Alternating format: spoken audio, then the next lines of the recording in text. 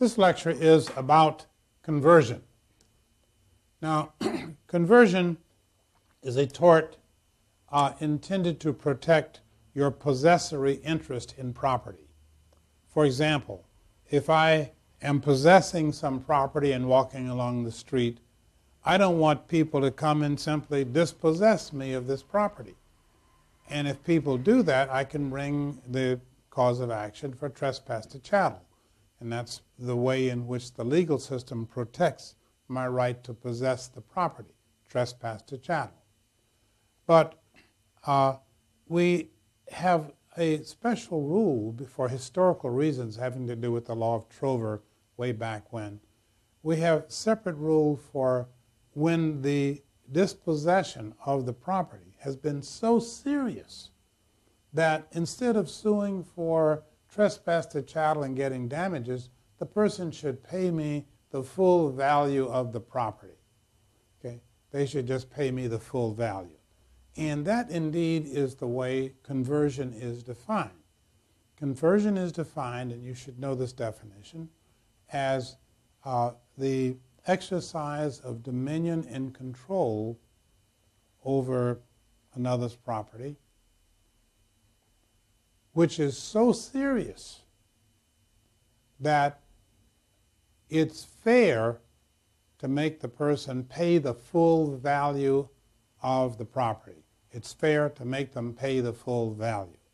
Now, I know we say forced sale and all that stuff, and that's okay, but we're talking about the way the code reads. Look at the restatement section 222A, and what it actually says is that when the interference is so serious that it is fair to make the other person pay me full value, that's when conversion happens, and that's the way you want to write it for examinations. Now, of course, when the person pays me full value, the court's going to give them the title to the property, and so you think of this as a forced sale. But please do your analysis the way the code reads, which is the conversion occurs when the interference has been so serious. The exercise of dominion and control over my property has been so serious that the person who did it should, in fairness, pay me full value of the property. That's when conversion happens. And so you can see that the value that the person should pay me then is the value of the property at the time and place when that conversion took place. And the conversion took place when that exercise got to be that serious. That's the instant when conversion happened, and therefore the value at that time and place is the general rule for what I can get for the conversion. Now, there's some complications with that. We're going to talk about those in just a minute, but I want you to see the big concept here. So we understand what conversion is. It's when the exercise is so serious that it's fair to make you pay full value, and you see a serious problem there. How do you decide? Well, that line between when is the exercise of dominion and control so serious that you should be required to pay me full value? Okay, well, that's a problem. How do you decide that? And that's a large part of what the law of conversion is about. Also, when if someone, let's suppose me, suppose I convert your property, okay? I steal it, for example. So I convert your property and I've got it. There's no question you can sue me for conversion. But what about when I distribute this property out into the population some way? I sell it to a bona fide purchaser. I donate it to somebody. I give it to somebody by will. Somebody else steals it from me, and so forth. So as this property moves its way out into the population, what about the liability of those people out there? Where does that liability, who is liable and who is not? And so that's a second significant problem in the law of conversion. First, do you have conversion? Was the exercise serious enough? We need some rules about that, and we will have them. Secondly, who is liable as the property gets distributed? Who remains liable and who doesn't? And then thirdly, when you find a person that is liable and you sue them for a conversion, what do you get? Well, we said that they should pay full value at the moment of conversion. But, you got a problem there Because what do you do if they converted my diamond ring? This person converted it was worth $1,000 at the time they converted it. I sue. By the time we get to trial, it's worth $2,000. This person sues it and gets the $2,000, and they pay me the $1,000 because that was the value at the time and place of conversion. Well, that doesn't seem fair.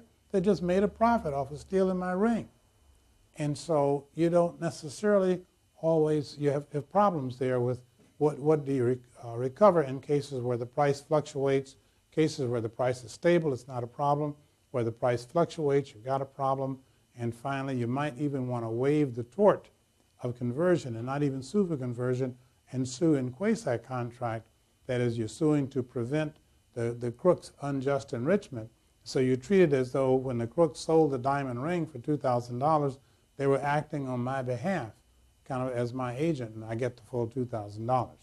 So those are the issues that come up in the law of conversion. Do you have conversion at all?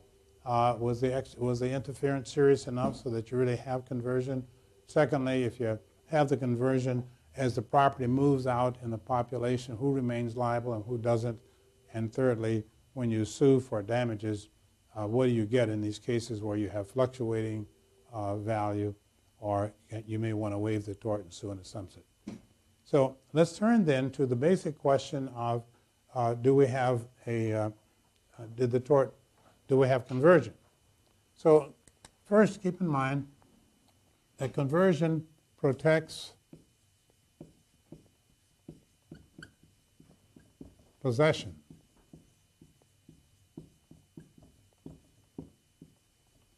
And we have two causes of action which are used to protect possession. And those are, number one, trespass to chattel.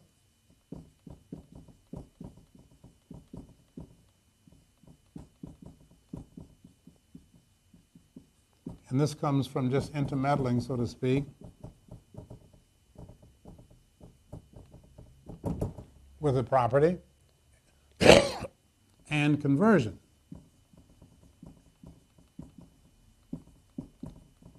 And conversion is defined at the restatement 222A, and it's defined as exercising dominion and control over the property to such a serious extent that the person who did it should be required to pay full value of the property. When they pay full value, the court will, of course, give them the title to the property. And so how do you decide whether the exercise of dominion and control is serious enough? And we look to a number of factors to do that. And these factors are in the restatement here. And the factors are, well, one factor is how long, if the person dispossessed me of the property, exercising dominion and control over it, how long did they do that? That certainly is a factor in deciding whether or not we've got conversion. And so the time or duration, that certainly becomes a factor. Another factor that you might use is, was the property damaged while the person had it, while they were dispossessing me of the property? Did it get damaged during that time, or lost, or destroyed? Another factor is good faith. Did the person acquire the hat by accident, leaving the restaurant and got the wrong hat on the hat rack? Or when they acquired it, were they trying to steal my hat at the time? So did they acquire it in good faith? And finally, the victim's inconvenience.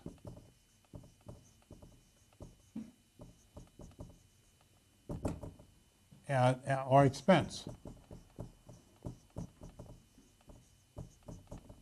So these are the factors which the restatement cites that should be used in helping to decide whether or not the interference has been serious enough. And this is a major part of the law of conversion, being able to do that.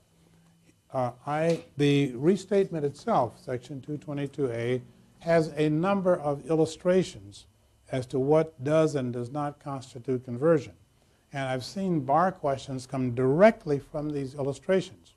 For example, there was one bar question where a person's furniture had been stored at a furniture storage place, and they went to get the furniture, and the people in good faith thought the bill hadn't been paid, and so they delayed for a day or so while they were trying to get that straightened out about the bill. And during that short delay period, the warehouse burned down and the furniture was destroyed. Do you or don't you have conversion in that situation? Right out of these illustrations. And so I'm going to read to you these illustrations. There are 26 of them altogether, and you need them. This is where bar questions come from, and you need to see how these factors are used. First illustration of 222A of Second Restatement of Torts. On leaving a restaurant, A, by mistake, takes B's hat from the rack, believing it to be his own. When he reaches the sidewalk, A puts on the hat, discovers his mistake, and immediately re-enters the restaurant and returns the hat to the rack. This is not a conversion. Illustration 2.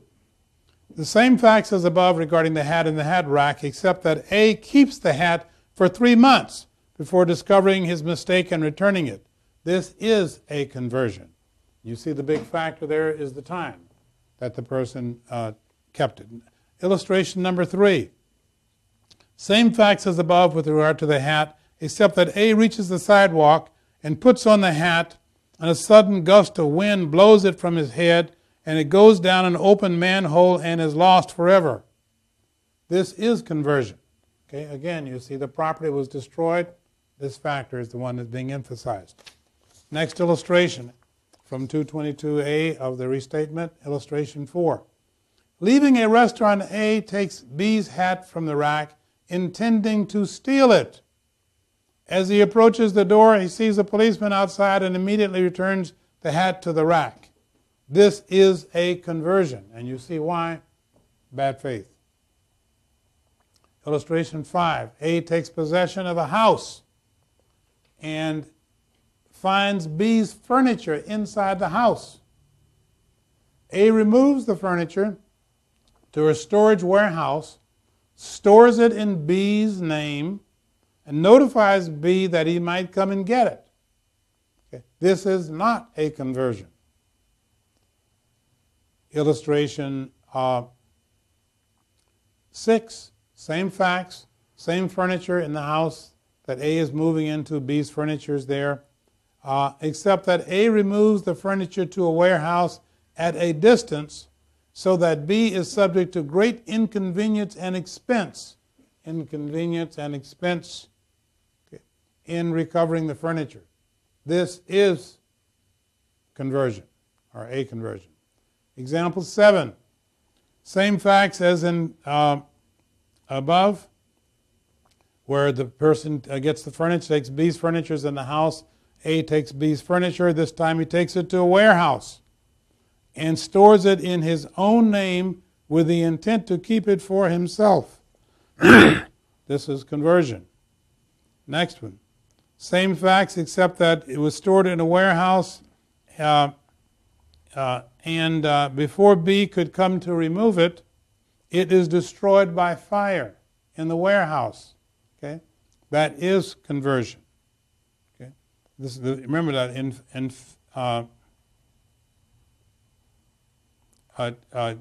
5, what had happened. This is important.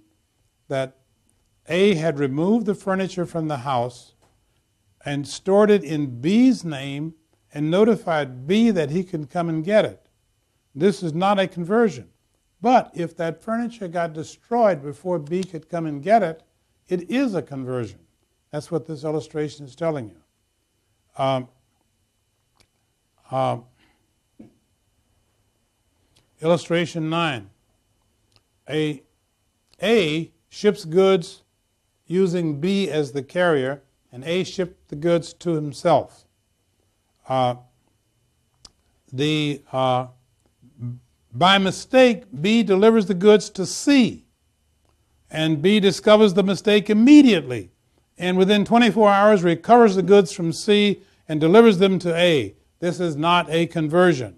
Example 10, illustration 10, same thing, except that the goods are not recovered and remain in the possession of C, this is a conversion. 11. A leaves his furniture in B's house with B's consent. B sells the house to C, telling C that the furniture belongs to A, and C agrees to hold it for A until A calls for it. B neglects to notify A about this transfer for a month, but during that time, A did not make a demand for the furniture. This is not a conversion. Illustration 12. A takes possession of a house and finds in it some of B's furniture. In order to keep out the intruders, A changes the locks on the doors, and as a result of which, when B came to get his furniture, he was prevented from obtaining it for one day until he could find A and get the keys. This is not a conversion.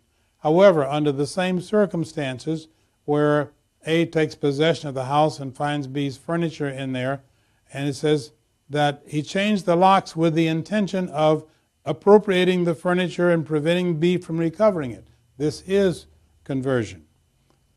Illustration number 14. A stores his car in B's locked garage. A comes to get the car and demands it. B intentionally delays a half hour in giving A the key to the garage.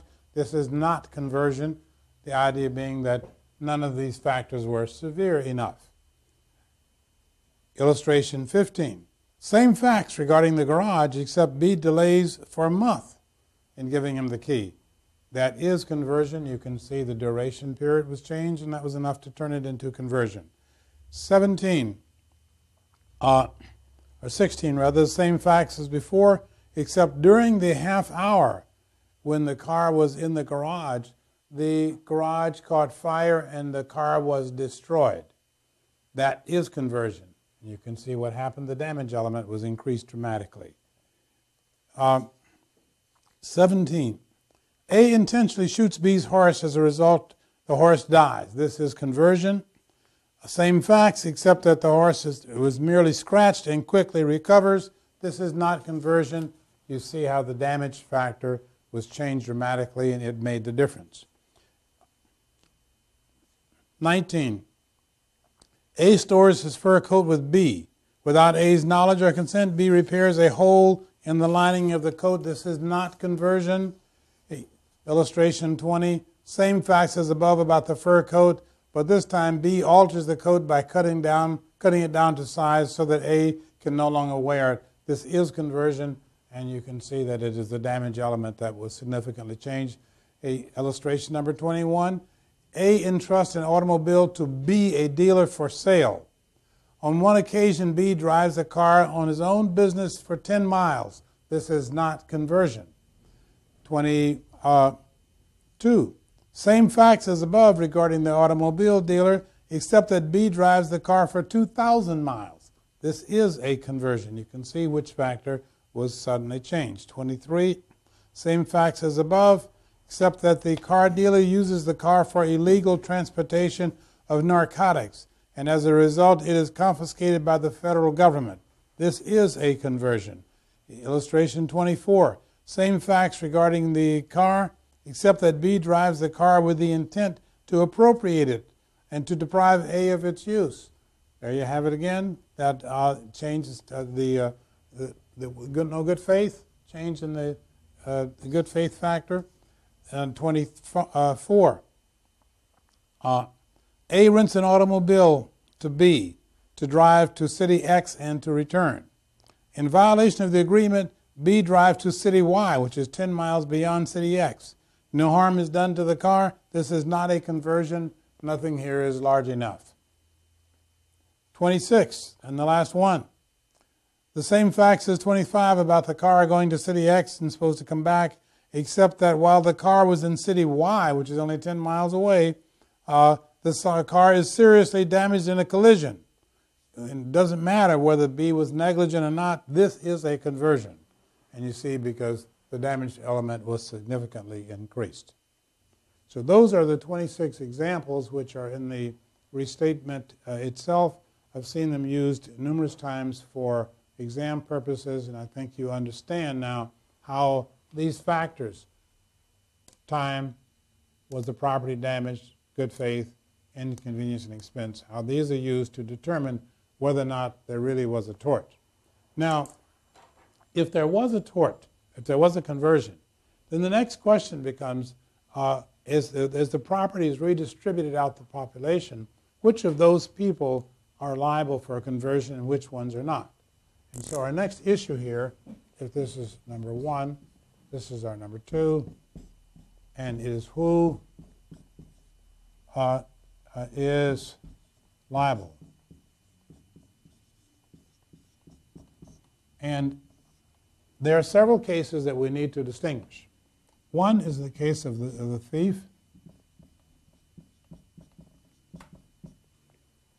In the case of theft, if I acquired your property by theft, I am the converter. Of course, you can sue me for conversion. But if there is a bona fide purchaser who buys the product from me, not knowing that I am the thief, that I don't really own it, that bona fide purchaser, however innocent, is liable for conversion. And all the people that get passed on remain liable as converters. So in this case, where there's theft, the entire chain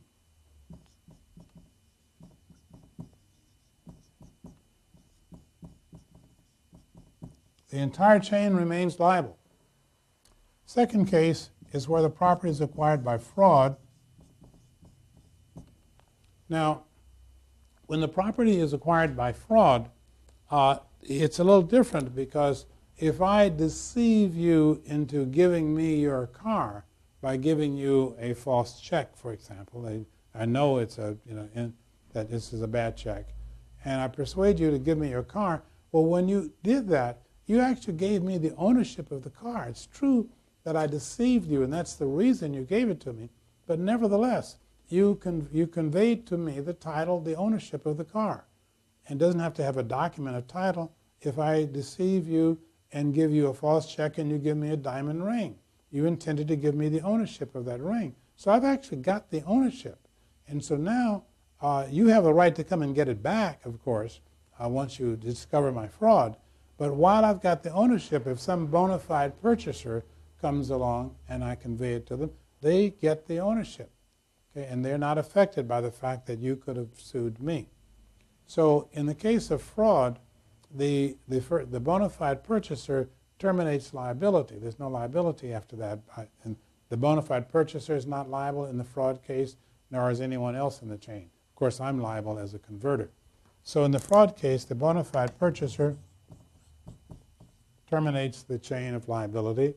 And we have the bailment exceptions.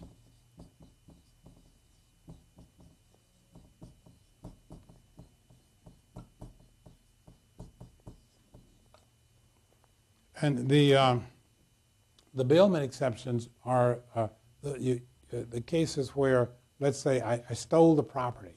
So there's no question you can sue me for conversion.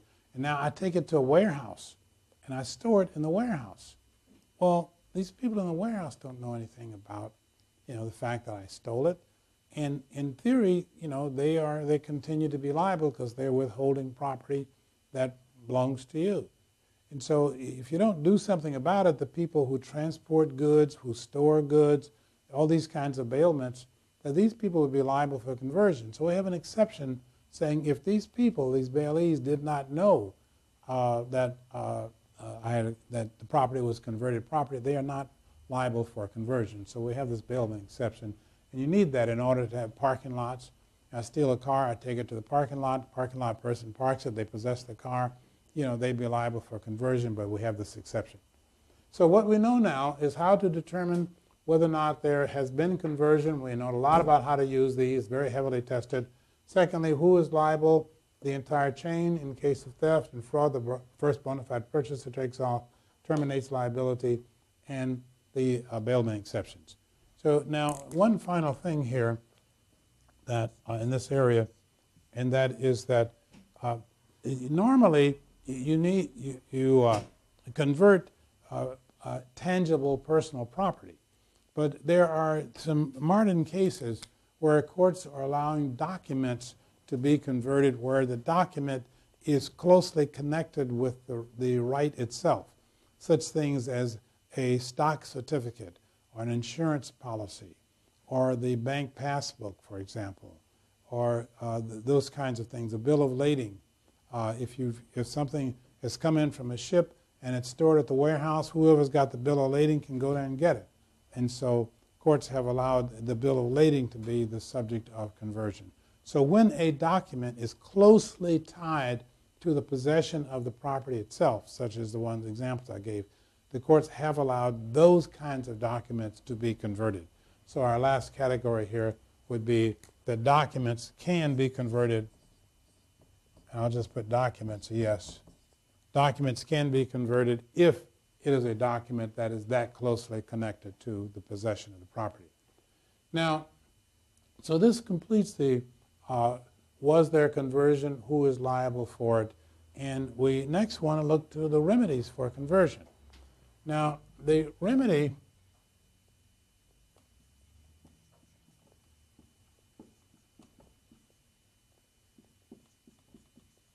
for conversion are, first of all, damages.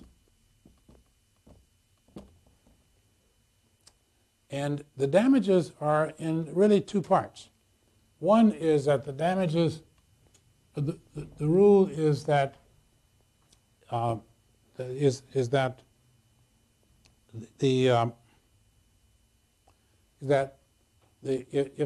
the moment that the conversion happened, as soon as the defendant as exercise of dominion and control became serious enough that they should pay full value, at that moment, that's when the conversion occurs. And so when I sue for conversion, they should pay me the value of it at that moment. And so that's fine if you have a stable value. But what about the case where the value fluctuates? And so, again, as in my earlier example, person converts the diamond ring from me. It's worth $1,000 at the time of conversion. By the time we get to trial, it's worth $2,000, and all I would get is my $1,000. And or suppose the item went up and down in value during the period of conversion. It was worth one amount at the time of conversion, worth a different amount at the time of trial. And so these damages then, we have you get the value, and the question then becomes, when do you determine the value? And normally is at the time and place of conversion. But what we should do is to do this so it's a little clearer. That is to say, if it's a stable value, then the usual rule is that the value at the time and place of conversion, and it doesn't matter whether it's the time of trial or not, because if it's a stable value. But when you have an unstable value, when the value is fluctuating, if you have an unstable value, now courts vary a lot about what you do about this. In my example of the diamond ring, some courts would say that I can collect the highest value between the time of the conversion and the time of trial. Some say I get the value at the time of trial. Some say that you look at the value at the time I became aware of the conversion and the highest value between then and the trial. Some say, well, the highest value between the time of the conversion and a reasonable time for me to replace the item, the reasonable time to replace. And so when the value fluctuates, we've got all these different possible rules, and what you can do is just point out to the examiners that states vary a great deal in that case where the value is unstable, and here are some possibilities, ones that matter. And then finally, consequential damages, such as use, for example, because during the time when I discover that my item has been converted, and even if I'm going to go get another one, give me a reasonable time to go get another one, I've got loss of use during that period. And so many jurisdictions will give loss of use, and others will say, like California says, that any harm that was proximately caused by the conversion, not just use, but some say any harm that is approximately caused. So those are the damages you can get, but then comes the final case where you want to waive the tort and sue in quasi-contract. Okay, and this is the case where the diamond is now worth $2,000 instead of $1,000 at the time of conversion. You don't want the thief to keep $2,000. And so what you might do is to say, forget it. Forget about suing for the value of the property of the diamond at the time and place of conversion. I want to treat this thief as though they're selling it on my behalf and they got $2,000 and give it to me. And we do that to prevent the person's unjust enrichment. And so you do this to prevent the unjust enrichment. And you can see how that can happen. And then finally, there are reasons to do this. Sometimes there is a procedural advantage.